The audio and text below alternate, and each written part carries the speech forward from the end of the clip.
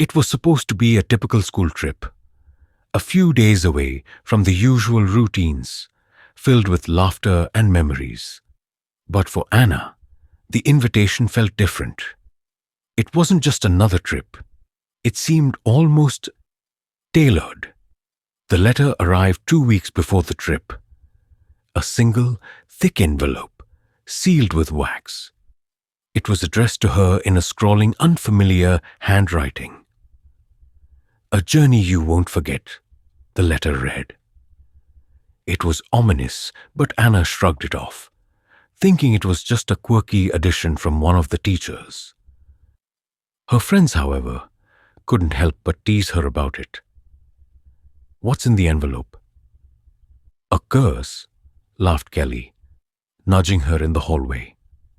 Anna chuckled nervously, trying to dismiss the strange feeling that had settled deep in her chest. It was probably nothing. But the more she thought about it, the more uneasy she became. As the day of the trip drew closer, Anna's anxiety grew. The whispers from her classmates only added to the unease. She tried to reassure herself, but something about the trip felt wrong. Something was lurking just out of sight. Still, she boarded the bus with her friends, determined to enjoy herself.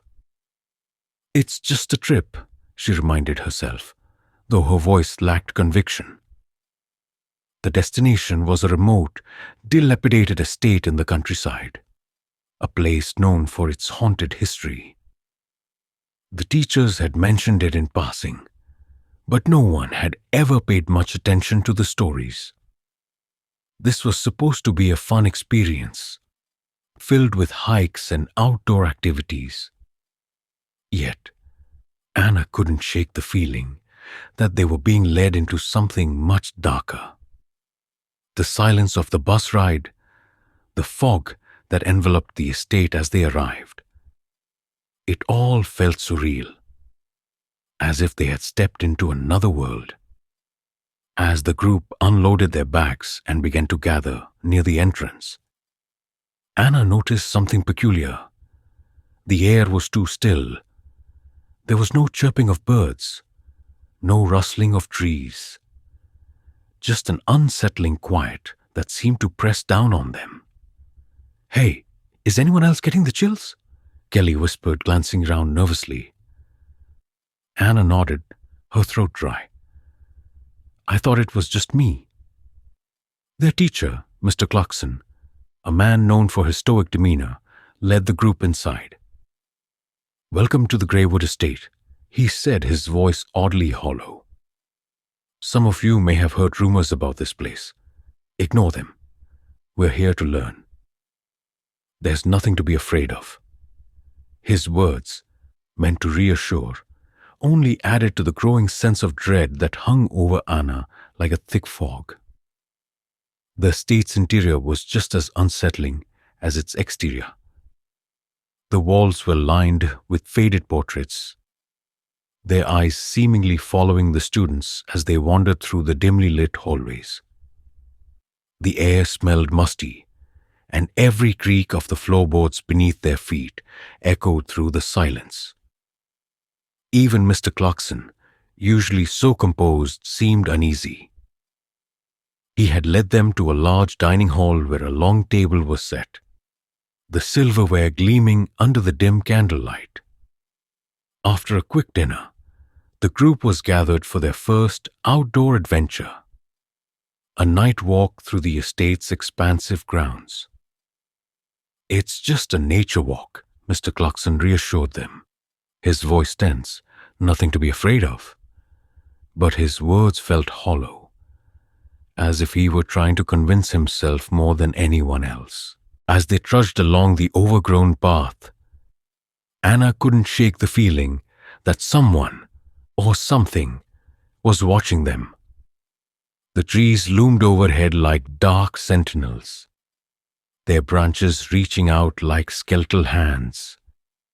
The soft glow of the lanterns they carried only seemed to intensify the shadows, stretching them unnaturally across the ground. Anna glanced at Kelly, who looked just as nervous. "Are you okay?" she whispered. "This place feels wrong." Kelly nodded but didn't speak. They kept walking, the only sounds being the crunch of leaves beneath their feet and the occasional distant howl of a wolf. Though it didn't sound like the kind of wolves Anna was used to hearing in books or movies. It was deeper, almost unnatural. Mr. Clarkson led them to a clearing, and for a moment, the group stopped. The moonlight filtered through the trees, casting an eerie glow on the ground. In the center of the clearing stood a large stone monument, overgrown with moss and vines. It looked ancient, its surface etched with symbols Anna couldn't understand. "Gather round," Mr. Clarkson said, his voice suddenly distant. "This is the Greywood Memorial. It's said to mark the spot where the estate's original owner, Lord Greywood, met his end. The stories say the land around here is cursed, but—" He trailed off, his eyes darting nervously. "It's all just stories, nothing more." But Anna felt a chill creep up her spine.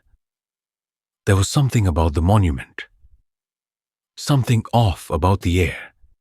It felt as though the ground beneath them was alive, pulsing with an energy that made her skin crawl. And then, as if the night itself was listening, a low whisper broke the silence. Barely audible at first, but growing louder. "Get out." It was a voice, but it didn't sound like anyone from the group. Anna's heart raced. "Did anyone else hear that?" she asked, her voice shaky. No one answered. Instead, the group remained frozen, their faces pale in the moonlight. The whispering grew louder, this time unmistakable. "Leave now, before it's too late." The group hurried back to the estate in tense silence, the whispers from the clearing still echoing in their minds. Anna clung tightly to Kelly's arm, her heartbeat thundering in her ears. The ancient monument, the chilling voice. It was too much. Even Mr. Clarkson, who had always seemed unflappable, looked rattled. His usual stoic expression was replaced by a pale, haunted look as he ushered the students into the dimly lit main hall. "All right," he said, his voice trembling slightly. "Everyone head to your rooms and get some rest. We'll resume activities tomorrow." The students dispersed quickly, none of them eager to linger in the eerie silence. Anna and Kelly shared a room on the second floor, a cramped space with twin beds and a single window overlooking the grounds. The moment the door shut behind them, Kelly turned to Anna, her eyes wide with fear. "Anna, what was that voice?" "Did you hear what it said?" Kelly whispered. Anna nodded, her throat dry. "It told us to leave. It felt like it wasn't just a warning. It was a threat." Kelly shivered and glanced at the window. The fog outside her had thickened, swallowing the landscape in a dense, oppressive gray. "Do you think Mr. Clarkson knows more than he's letting on?" He didn't seem surprised by any of it. Anna considered this, a knot forming in her stomach. Mr. Clarkson's strange behavior had been bothering her too. Maybe, but we need to be careful. Something about this place isn't right. As the night wore on, sleep proved elusive. Anna lay in her bed, staring at the cracked ceiling, every creak of the old building setting her nerves on edge. Around midnight, a sound broke the stillness. Soft footsteps in the hallway outside their room. At first, Anna thought it might be one of the other students. But the sound was too deliberate, too measured. "Kelly," Anna whispered, sitting up. "Do you hear that?" Kelly groaned, half asleep, but then her eyes flew open. The footsteps were closer now, accompanied by a faint scratching noise, like nails dragging along wood. They both froze as the doorknob rattled violently. Anna's breath caught in her throat. "Who's there?" she called, her voice barely audible. The rattling stopped. For a moment, there was only silence. Then the voice from the clearing returned low and guttural, as if it was speaking directly into their ears. "You were warned. Now it's too late." The door burst open, but no one was there. Instead, a chilling gust of air swept into the room, extinguishing their bedside lamp. Shadows seemed to pour in from the hallway, pooling unnaturally in the corners of the room. The temperature plummeted, their breath visible in the frigid air. Anna grabbed Kelly's hand, her mind racing.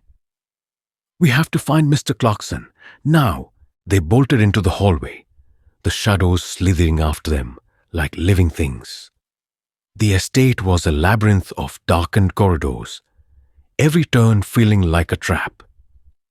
The whispers followed them, echoing off the walls, growing louder with every step. When they finally found Mr. Clarkson, he was in the library, pacing frantically. His face lit up when he saw them, but his expression quickly turned grave. "You shouldn't have come here," he said, his voice shaking. "What's happening? What is this place?" Anna demanded.